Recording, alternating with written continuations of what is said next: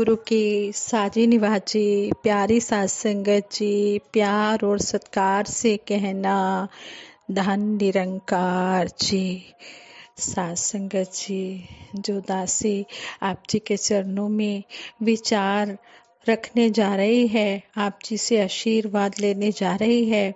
इन विचारों का टॉपिक है कि जैसे कर्म इंसान करता है उसी के अनुसार ही उसे फल मिलता है।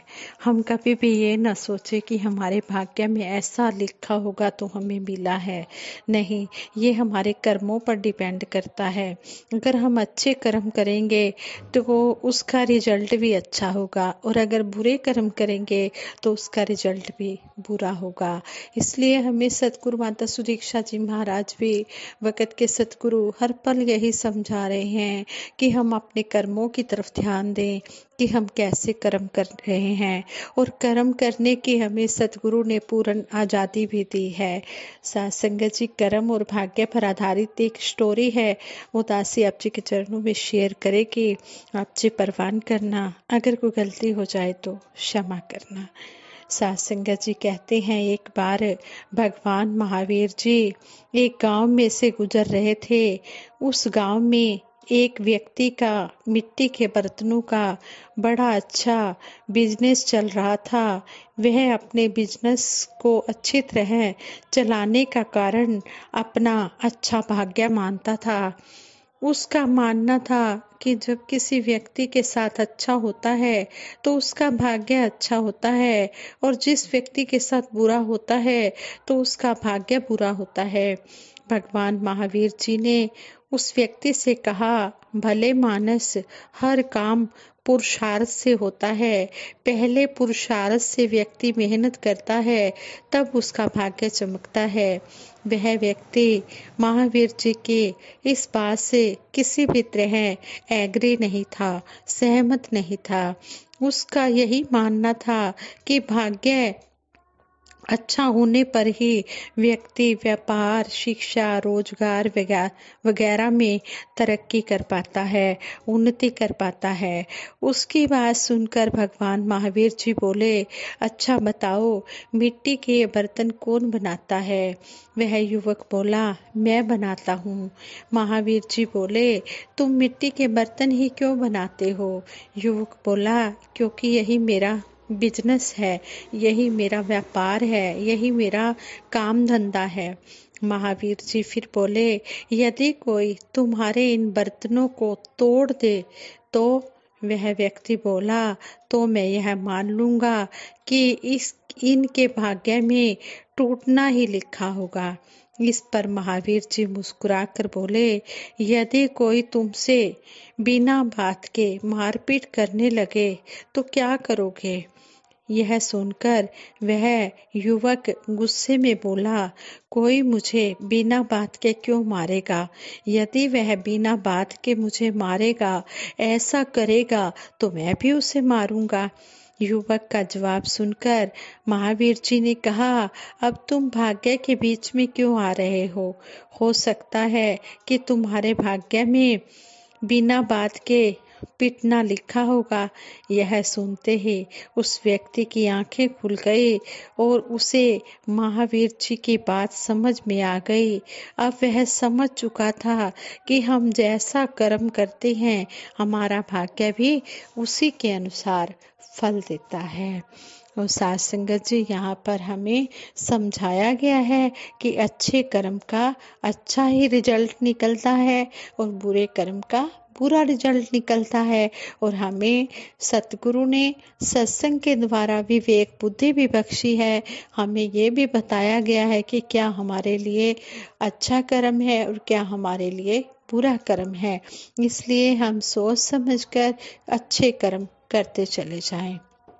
साथ संगत जी, सच्ची सेवा के बारे में भी बताया गया है कि सच्ची सेवा क्या है। दीन दुखियों के प्रति दयालुता दिखाना सेवा है। परोपकारिता को भी सेवा माना जाता है, जिसमें जरूरतमंदों, दुखियों के दुखों का निवारण होता है, उसे भी सेवा कहते हैं। सामान्य अर्थों में प्रेम, परोपकार और सद्भावना को भी सेवा माना जाता है। आध्यात्मिक दृष्टि से इसका अर्थ है कि ईश्वर के प्रति अनन्य श्रद्धा व परम प्रेम, किसी भी प्रकार की इच्छा न रखते हुए दूसरों की सेवा करना ही सच्ची सेवा माना जाता है, निष्काम सेवा माना जाता है। जो व्यक्ति अपने आप को अपनी संपत्ति का हकदार नहीं मानता है और इसका उपयोग सेवा में करता है, यह मानते हुए कि सब कुछ भगवान का है, मेरा मुझ में कुछ नहीं, जो कुछ है सो तेरा, तेरा तुझको सौंप दे, क्या लाके है मेरा। अगर ऐसे भाव से कोई व्यक्ति सेवा करता है कि ये भगवान, ये जो धन तूने दिया है सेवा के लिए, ये भी तेरा है, ये तूने मुझे उपयोग करने के लिए दिया है, अगर यह मानते हुए व्यक्ति सेवा करता है तो वही व्यक्ति सुखी रहता है। मुक्ति या शाश्वत शांति, आनंद केवल उसी को ही मिलता है। यदि लोग गंगा के जल से अपनी प्यास बुझा लेते हैं तो जल कम नहीं हो जाता। इसी प्रकार सेवा करने से धन कम नहीं होता। अपनी आय का 10वां भाग सेवा में लगाना चाहिए। सेवा हमेशा खुशी से और बिना हिचकिचाहट के अपनी सामर्थ्य के अनुसार करनी चाहिए। जितना सतगुरु ने बख्शा है, सतगुरु की अमानत समझकर उस सेवा को करना चाहिए। हर रोज हमें सेवा करनी चाहिए। विद्या की सेवा या ज्ञान की सेवा महादान है, सर्वोत्तम दान है। यदि किसी को विद्या का दान दिया जाता है, विद्या पढ़ाई जाती है किसी अनपढ़ को, तो ये भी सेवा है। और यदि किसको सतगुरु के चरणों में बिठाकर ज्ञान दिलवाया जाता है, ये भी सबसे उत्तम सेवा है। यदि आपने किसी गरीब को भोजन खिलाया तो उसे फिर भूख लगने पर भोजन मांगने की आवश्यकता पड़ेगी? नहीं, उसे आवश्यकता नहीं पड़ेगी यदि किसी जरूरतमंद को भोजन खिला दिया। यह सबसे बड़ी सेवा है। इसके विपरीत यदि आपने अज्ञानी को ज्ञान दिलवा दिया तो उसके सारे दुखों का निवारण हमेशा के लिए कर दिया। उत्तम दान का दूसरा रूप है रोगी को दवाई देना। उत्तम दान का तीसरा रूप है, उत्तम सेवा का तीसरा रूप है भूखे को अन्न का दान देना। जब आप सभी प्राणियों में प्रभु के दर्शन करने लग जाते हैं, तब कौन भला है कौन बुरा है इसका विचार ही कहाँ रहता है। इसलिए कहते हैं जब भी सेवा करें शुद्ध भावना से सेवा करनी है। जब शुद्ध भावना से सेवा की जाती है, और सेवा किसकी करनी है?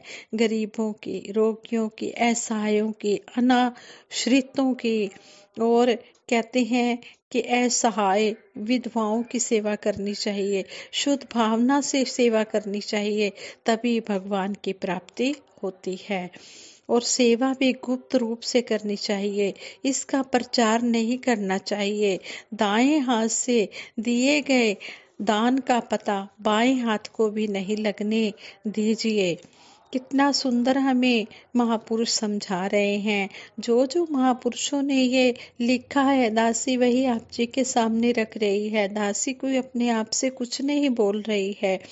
बहुत लोग तो बढ़िया दूध चाय लेंगे और अनजानों को घटिया से घटिया दूध ही देंगे, तो ऐसी सेवा फलदायी नहीं होती। अपने आप तो बढ़िया फल लेंगे, किंतु अनजानों को, पड़ोसियों को, नौकरों को गले सड़े फल देंगे, यह भी सेवा नहीं लगती है। अपने आप तो अच्छे से अच्छा भोजन खाते रहेंगे, लेकिन दूसरों को, नौकरों को, मांगने वाला, अगर कोई भिखारी आ जाता है दरवाजे पे, वो खाना मांगता है, तो उसे बचा हुआ भोजन, बासी भोजन देना और दुखी मन से भोजन देना अपने नौकरों को, कहते हैं ये भी सही तरह से सेवा नहीं है। अगर ऐसा कोई करता है तो कहते हैं कि उसको फल देने का कोई फायदा ही नहीं होता। ऐसी सेवा सतगुरु के चरणों में प्रवान नहीं होती है। सेवा वही प्रवान होती है जो निष्काम निरचित भाव से की जाती है। जिस तरह संपूर्ण अवतार वाणी में भी शहंशाह बाबा अवतार सिंह जी महाराज इस शब्द की ओर हमारा ध्यान दिलाते हुए हमें समझाते हैं, तन मन धन ते ना तो ऊंचे ओ सेवा कहलांदी है, जो होवे निष्काम निरचित ते सतगुर ਨੂੰ ਪਾਉਂਦੀ ਏ। ਦੇਸ਼ ਕਾਲ ਤੇ ਸਮੇਂ ਮੁਤਾਬਿਕ ਸਤਗੁਰ ਜਿਵੇਂ ਚਲਾਉਂਦਾ ਏ, ਹੁਕਮ ਇਹਦਾ ਸਿਰ ਮੱਥੇ ਧਰ ਕੇ ਗੁਰਸਿੱਖ ਚਲਦਾ ਜਾਂਦਾ ਏ। ਜਗ ਵਿੱਚ ਮਾਣ ਉਹ ਗੁਰਸਿੱਖ ਪਾਉਂਦਾ, ਦਰਗਾਹੇ ਪ੍ਰਵਾਨ ਹੋਵੇ, ਕਹੇ ਅਵਤਾਰ ਉਹਦਾ ਹਰ ਵੇਲੇ ਰਾਖਾ ਏ भगवान होवे। जो निष्काम भाव से सेवा करता है उसका सतगुरु हर पल राखा होता है, उसकी हर पल रक्षा करता है। उसकी इस लोक में भी रक्षा होती है और परलोक में भी रक्षा होती है। ऐसे गुरसिखों का जो जीवन है वो धन्य हो जाता है। ऐसे गुरसिखों का लोक सुखी और परलोक सुहेला हो जाता है। आओ दातार के चरणों में यही आशीर्वाद मांगे कि हे सच्चे पातशाह, जो भी हम ये वचन सुन रहे हैं संतों महापुरुषों के, इन पर हम अमल करते चले जाएं। इन बातों को हम कर्म रूप में ढालते चले जाएं और अच्छे से अच्छे हम कर्म करते चले जाएं, क्योंकि ये श्वास तो हमारे दिन प्रतिदिन कम होते चले जा रहे हैं। श्वासों का क्या भरोसा, रुक जाएं चलते चलते। इन श्वासों का कोई भरोसा नहीं, हमें कुछ नहीं पता कि कितने हमारे श्वास बाकी हैं। इसलिए इन श्वासों के रहते हम अच्छे से अच्छे कर्म करते चले जाएं और अपना जीवन जो है वो अपने जो जीवन है उसको सुख में बनाते चले जाएं। सतगुरु निरंकार के आशीर्वादों के हकदार बनते चले जाएं।